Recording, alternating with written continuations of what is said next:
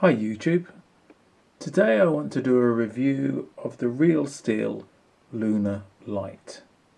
This is a knife I've had for about 3 to 4 months now. I'm using it on a regular basis. It's not quite part of my everyday carry. I'll talk a bit more about that later, but it's certainly a really good knife. This one is the Heine Haynes Special Edition.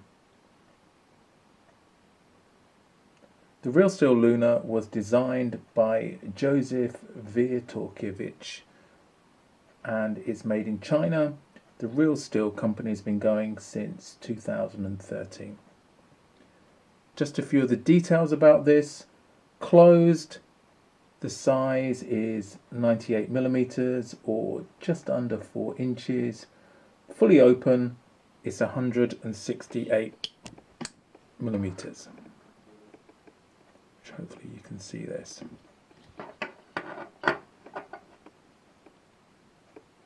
It's a really nice knife. The blade length is 70 millimeters or 2 3/4 inches. The thickness of the blade is about 2.2 millimeters or about 1/10 of an inch. The blade has a long running nail nick in it, and this isn't quite as it came. I've added a thumb stud so that I can have good one-handed opening. You can see the Real Steel logo here, and on the other side of the blade there's the logo. You can also see that the blade is D2 steel. So D2 steel is a decent steel. It's used a lot for tools. It has a high carbon and a high chromium content. This gives it good wear resistance, hardness and toughness. It's not technically stainless, but it does have good rust resistance. So looking more closely at the blade, as I said, I've added a thumb stud. I got this idea from Ben Valak's channel. It certainly does make it easier to open. The nail nick is good, and one of the benefits of this is that even without using your nails, you can open it fairly easily. So I would say this was a nail friendly knife. So if you don't have nails, or if you have longer nails, you can still open it without actually having to use your thumbnail. The blade as it comes is really sharp. If you just do the post-it note test, you can see it cuts really easily. Being a hard blade, this won't need too much sharpening. I don't think it's going to be that easy to sharpen because it is pretty hard, but hopefully I don't need to do it that often. I certainly haven't had to sharpen it yet, and I've been using it for 2 to 3 months. So looking at the end of the blade, you can see it does have a choil here which separates the main blade from the end. You can see there's some fairly rigorous jimping on there, which does mean that when you hold it your finger doesn't slip, and it works fairly well. If you look at how I can hold it in my hand, you can see it's a full 4-finger knife, and there's a bit of sculpting on the G10 handles as well, which means that you can grip it really well for something that's so square. Also, it has a quarter stop, so you're less likely to close it on your fingers. You can do the quarter stop, turn it over, and then close it. Keeping with the handle, you can see the G10 scales here. In this case it's the Heine Haynes red. There's also a lanyard hole at one end. On the other side there's a deep carry pocket clip.